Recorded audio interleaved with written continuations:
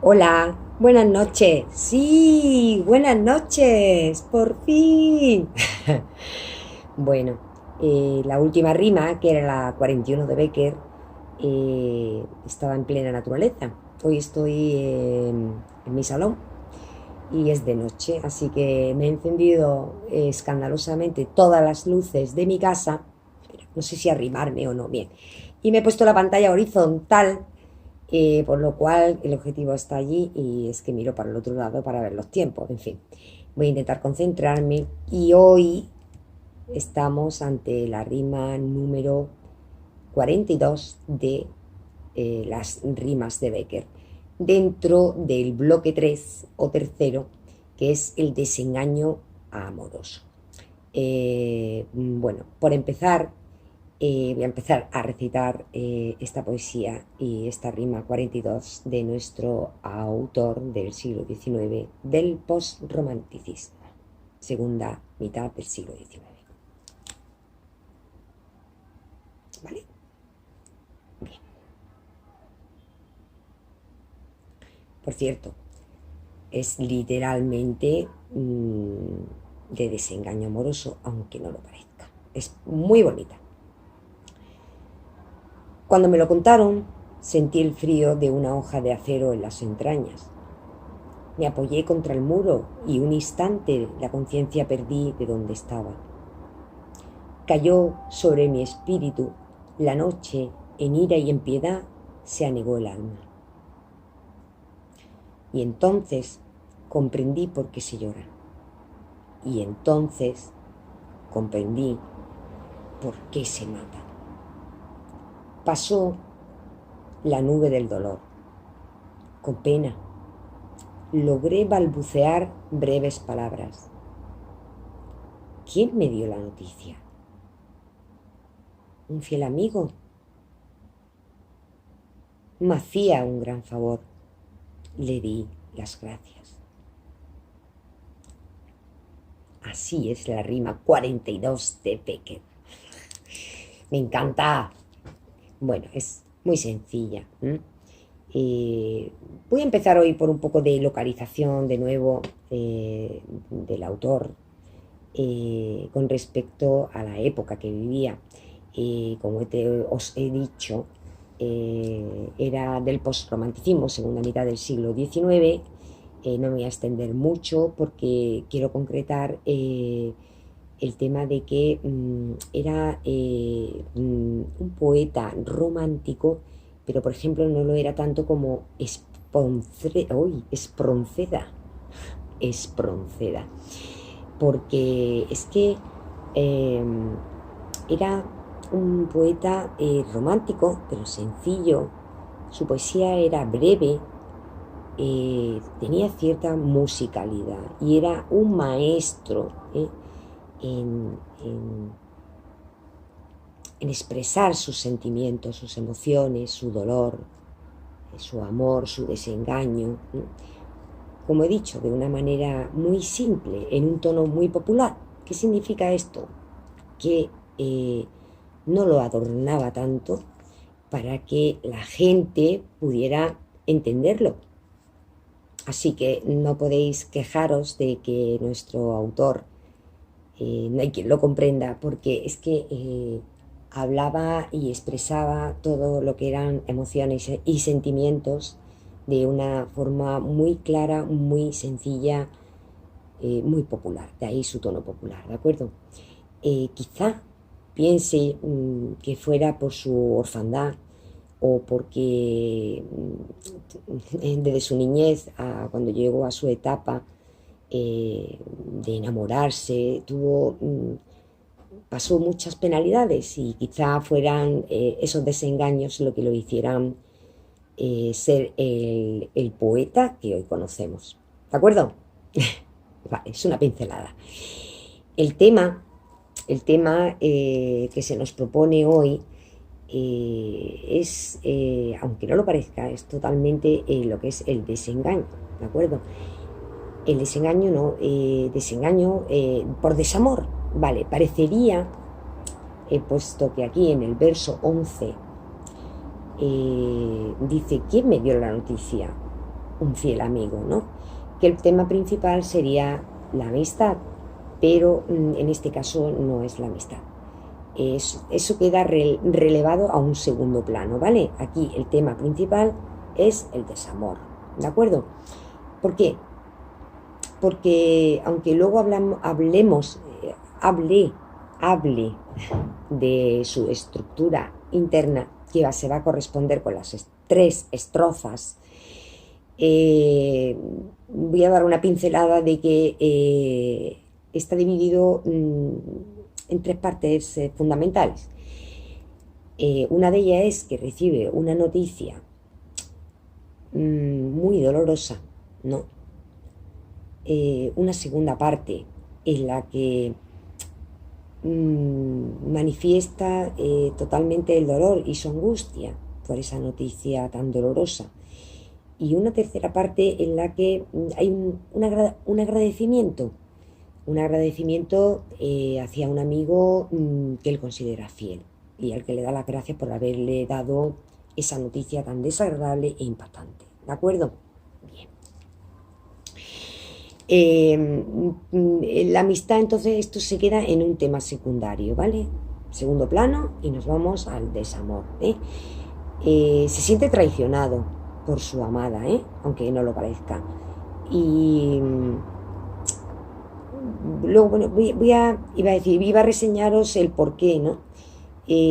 Pero es que utiliza más bien esos términos, tiene un léxico tan sencillo, en palabras como, por ejemplo, acero, muro, también, por ejemplo, piedad, frío, ¿vale?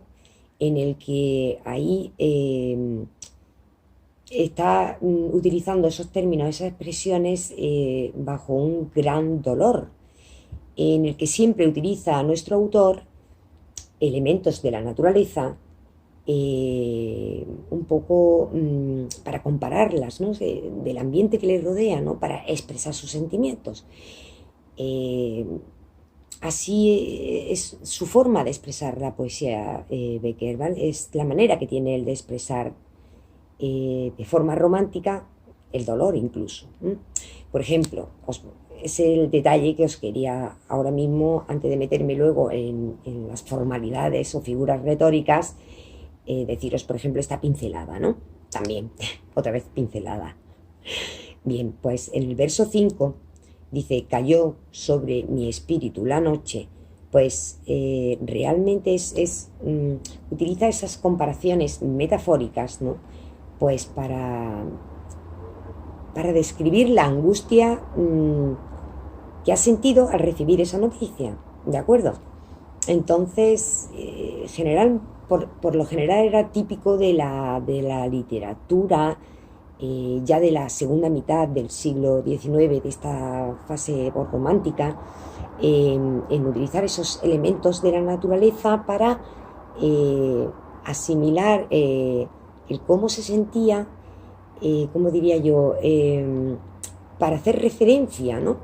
de comparaciones del cómo se sentía y para ello utilizaba elementos de la naturaleza para que sencillamente la gente entendiera lo que él quería expresar de forma sencilla, ¿de acuerdo?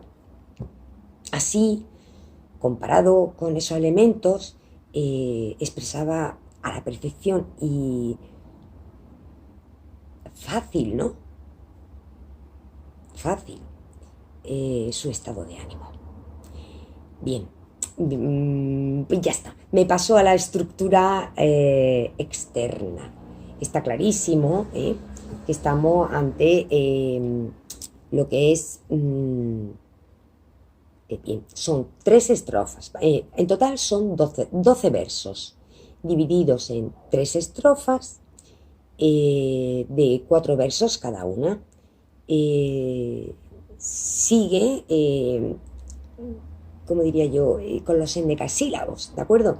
Sigue en el sentido de que en pleno romanticismo se utilizaba mucho esta fórmula métrica de los endecasílabos, su rima, lo que es alternar los versos libres o blancos, ¿no? En los impares, en los versos impares, y combinarlos con la asonancia en los versos pares. Entonces, rompía un poco la estructura estrófica del antes, por eso está en la época del posromanticismo. O sea, los románticos eran muy dados a utilizar este tipo de estrofa con esta rima y esta métrica para lo que era lo que se llamaba el romance tradicional. Y Becker era capaz de hablar de desamor, de dolor, de una forma romántica y enamorada, pues con un romance heroico, como es este caso, el caso de esta rima. Pasaba de ese romance tradicional a esto que, según este esquema, es un romance heroico. ¿De acuerdo? Bien. Dentro de la estructura interna, aunque a veces varía con las estrofas, tengo que decir que aquí cada estrofa es lo que señala tres partes, que antes os he dado la pincelada y que ahora os voy a explicar un poquito más extenso, pero no mucho, ¿eh? No temáis, no temáis. Bien. Se corresponde la primera estrofa dentro de la estructura interna, pues con una primera parte, una segunda y una tercera. Y así, respectivamente, con las estrofas 1, 2 y 3, ¿vale? Bien. La primera estrofa, que va del verso 1 al 5, recibe una mala noticia. Está recibiendo una mala noticia y es desagradable. Para el autor es muy desagradable. Bueno, tanto es así que le impacta. Es muy desagradable. Luego diré de qué manera formal o con qué figuras retóricas siente el dolor, ¿no?, al recibir esta noticia. Vale. En la segunda estrofa hay contrariedades de su estado de ánimo. Pasa por ejemplo, en el verso 6, pasa de la ira, cuando dice en ira y en piedad se anegó el alma, ¿no? Pues ira y piedad se corresponde con unos estados de ánimos, de sentimientos totalmente contradictorios, de sentimientos totalmente opuestos, ¿de acuerdo? Que va con el dolor y el desengaño, ¿de acuerdo? Así que esa contrariedad se apodera totalmente de su estado de ánimo, de sus sentimientos, ¿no? Es capaz de pasar esa ira, que en sí es dolor, y lo vemos muy bien reflejado en el verso 7, que luego diré qué figura retórica hay además, ¿no?, que dice, y entonces comprendí por qué se llora, con esas exclamaciones retóricas, ¿no? Y del verso también 8, en el que ya pasa a lo que es a una piedad, ¿no?, a un desengaño. Y entonces pasa del dolor al desengaño, a una calma desengañada. A eso es lo que yo me quiero referir. Y ya la tercera estrofa corresponde ya con la tercera parte de esta estructura interna con la que quiero acabar, ¿vale? Y es que se calma ese desengaño. Finaliza. Llega a una calma de tal manera que llega a agradecer, ¿no?, y a recordar esa amistad, ¿no?, de ese alguien que es una amistad fiel para él y que en realidad era lo que decíamos, que podía decirse o confundirse, ¿no?, que el tema de esta rima trataba de la amistad, pero no es así, ¿de acuerdo? Por eso, aunque hay un agradecimiento a un amigo fiel que corresponde casi a la tercera estrofa, ¿de acuerdo?, con esa interrogación retórica de ¿quién me dio la noticia? Un fiel amigo. Además, es tan simple y tan sencillo que lo dice literalmente con ese léxico de fiel amigo. Ya con eso nos está diciendo el autor pues que era un amigo de confianza, un buen amigo. ¿De acuerdo? Bien. Bueno, pues ahora voy a pasar a lo que son los aspectos formales, a lo que son las figuras retóricas, ¿de acuerdo? No sin antes comentaros, por si no os habéis dado cuenta, para eso estoy yo aquí, para deciros que si leéis ya desde el primer verso, dice, cuando me lo contaron sentí el frío, pues está empezando a hablar como si fuera una narración, un relato, pero para nada, ¿eh? No tiene nada que ver con un relato, está todo lleno de rasgos descriptivos. Así que, aunque parece una narración, vamos a apartar lo que parece que es una narración y nos vamos a esas descripciones. ¿Vale? ¿De acuerdo? Vale, que voy despacito, voy bien de tiempo. Bueno, ya tengo que ir terminando. Bueno, los verbos. Sí. Vamos a ver. El tema de que sea más narrativo que descriptivo es por darle más importancia a los verbos que a los sustantivos. Por ejemplo, en los verbos, como en el tercer verso dice me apoyé, en el cuarto verso perdí, la conciencia perdí, cayó sobre mi espíritu en el verso quinto, el cayó, perdí, en el 7 y en el 8 el comprendí, ¿no? Todos esos verbos le da mayor fuerza que a lo que son los sustantivos, por lo cual es lo que hace que sea más descriptivo que no narrativo, ¿vale? Así describe sus sentimientos y sus emociones, ¿no? Y sobre todo el dolor lo expresa fantásticamente con algunos sustantivos, con su léxico que he dicho antes, que es muy sencillo, como puede ser, por ejemplo, a ver, puede ser frío, llora, mata, dolor. Está clarísimo, ¿no? Que, bueno, y hay muchas, ¿no? Muchas más. Bueno, pero no quiero que se haga el vídeo mal. Esas palabras, esos términos, ese léxico, todo ello engloba su dolor. ¿De acuerdo? Bien, luego, por ejemplo, vamos a hablar de las metáforas, porque en sí, con hiperbatón, ¿no? Bueno, en principio, el hiperbatón es muy sutil, lo vemos en el verso 4 y 5. Por ejemplo, que es cuando le cambia el orden sintáctico o morfológico de la oración. La conciencia perdí de dónde estaba, cuando podía decirse, por ejemplo, dónde estaba perdí, dónde estaba la conciencia, o bien cayó sobre mi espíritu la noche, sobre mi espíritu cayó la noche. ¿Ves? Son hiperbatón. Las metáforas, bien. Las metáforas las tenemos muy claras. Vamos a ver. Por ejemplo, en el verso 2 que dice de una hoja de acero en las entrañas, ¿de acuerdo? Hoja de acero es que la noticia fue como punzante, que pinchaba, un dolor instantáneo, ¿vale? Esa es la metáfora. Bien, en el verso 9 pasó la nube de dolor con pena. Lo que es nube de dolor es el desengaño, pero como pasajero, porque en esta segunda estrofa era como que llegaba un poco hacia la calma del dolor, ¿de acuerdo? Estoy mirando para allá y es para allá. Luego, había una metáfora hiperbólica, con exageración, ¿de acuerdo?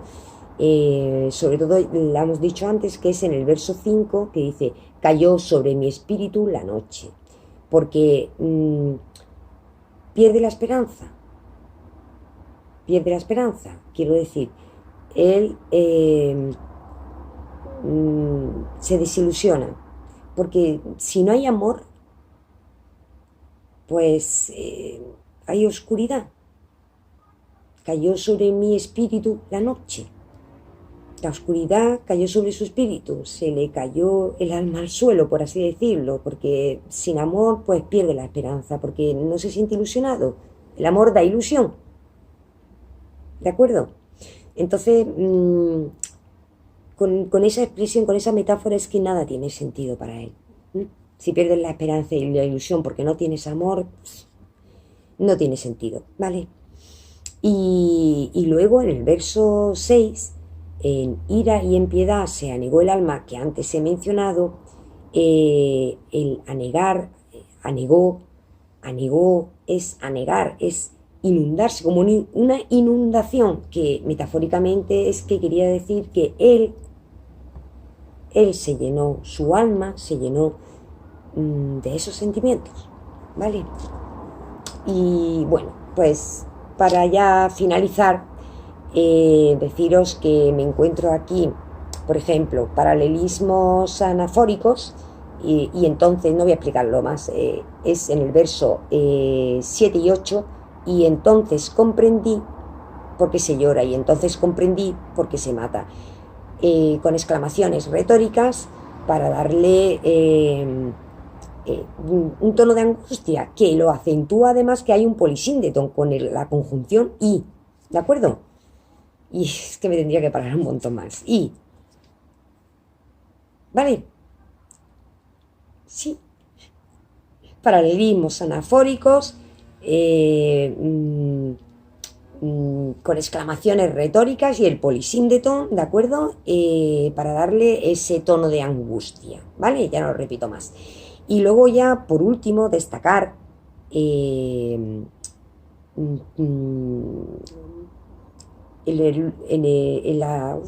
la interrogación retórica del verso 11, en quien me dio la noticia, un fiel amigo, es cuando introduce sencillamente, sin dramatismo ninguno, ¿vale? El tema de la amistad, que quedaba en segundo plano. Bueno, deciros en mi análisis personal, ¿no?, que Becker era único para expresar sentimientos de amor, desamor, euforia romántica, tristeza, pena, dolor, todo tipo de sentimientos que son muy humanos y son muy de a pie de día, nos pasa todos los días, ¿vale? Pero no quiso meterle, por eso era postromántico, quiso totalmente olvidarse del dramatismo, de redecorar, ¿no?, de cargar los versos con tanta retórica y con tanta figura retórica.